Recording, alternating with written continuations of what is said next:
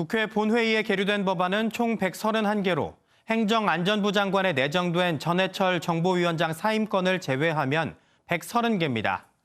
필리버스터 대상이 된 3건을 제외하고 나머지 법안을 먼저 처리했는데요. 우선 쟁점 법안이었던 경찰청법 개정안이 의결됐습니다. 이에 따라 앞으로 경찰은 생활안전이나 교통 등을 담당하는 자치경찰과 경비, 외사 등의 업무를 담당하는 국가경찰로 나뉩니다. 또 국정원의 대공수사권이 이관되는 국가수사본부가 신설돼 경찰청에 설치됩니다. 이른바 조두순 방지법도 통과됐습니다. 만 19세 미만을 대상으로 한 성범죄자는 접근 금지 명령뿐만 아니라 아동 청소년의 통학 시간 등의 외출을 제한할 수 있게 됐습니다. 상장회사가 감사위원 가운데 최소 1명을 별도로 선출하고 이때 최대 주주의 의결권을 3%로 제한하는 상법 개정안 역시 본회의를 통과했습니다. 한편 대기업의 일감 몰아주기 규제 대상을 늘리고 과징금도 2배로 확대한 공정거래법과 해고자와 실업자의 노조 가입을 허용하는 노조법 개정안도 의결됐습니다.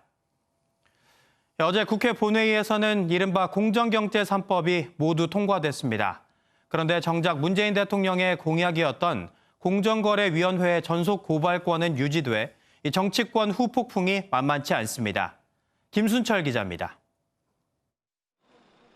기업들의 담합 등 불공정 행위는 공정거래위원회에 고발이 있어야만 검찰이 수사한 뒤 재판에 넘길 수 있습니다. 이른바 전속 고발권인데 공정위의 소극적 행사로 중대범죄를 제대로 처벌하지 못했다는 지적이 잇따랐습니다. 지난 2017년 문재인 대통령은 대선 당시 전속고발권 폐지를 공약으로 내걸기도 했습니다.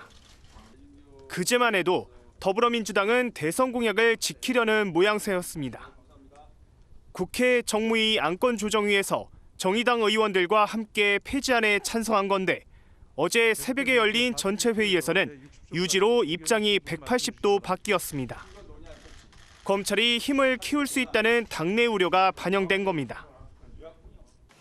검경 수사권 조정 문제도 있고 또 중복 수사와 또는 별건 수사 이런 우려가 있습니다. 또 기업이 생각하고 있는 두려움도 분명히 있고요.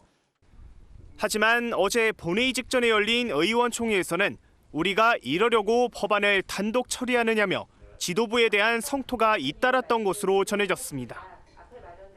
정의당도 원색적으로 비난했습니다. 정의당이 뒤통수를 맞았습니다. 대통령 선거 공약으로 내건 문재인 대통령의 뒤통수를 내리신 것입니다.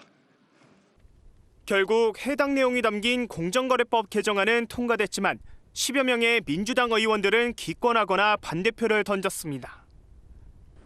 한편 상장회사가 감사위원 가운데 최소 1명을 별도로 선출하고 이때 최대 주주의 의결권을 3%로 제한하는 상법 개정안과 금융그룹 감독법 등 공정경제 3법 처리는 마무리됐습니다.